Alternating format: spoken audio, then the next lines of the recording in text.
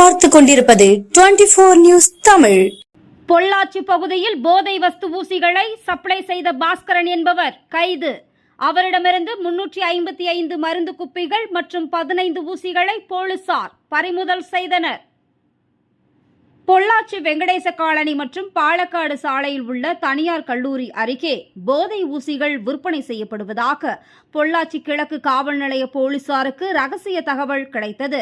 இந்த தகவலின் அடிப்படையில் கிழக்கு காவல் நிலைய ஆய்வாளர் ரத்னகுமார் தலைமையிலான போலீசார் மாற்று உடைகளில் சென்று வெங்கடேச காலனி பகுதியில் ரோந்து பணியில் ஈடுபட்டு ரகசியமாக கண்காணித்து வந்தனர்.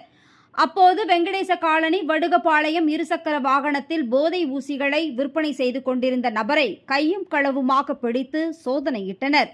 போதை ஊசி விற்பனையில் ஈடுபட்டு வந்த பாஸ்கரன் என்கிற சுதாகரன் என்பவரை கைது செய்து அவரிடமிருந்து 355 போதை மருந்து குப்பிகள் மற்றும் 15 ஊசிகளை போலீசார் பறிமுதல் செய்து விசாரணை மேற்கொண்டபோது இவர் பெங்களூர் பகுதியில் இருந்து போதை வஸ்து ஊசிகளை வாங்கி வந்து பொள்ளாச்சி பகுதியில் உள்ள கல்லூரி மாணவர்கள் உள்ளிட்ட பலருக்கும் விற்பனை செய்து வந்ததாக திடுக்கிடும் தகவலை தெரிவித்தார்.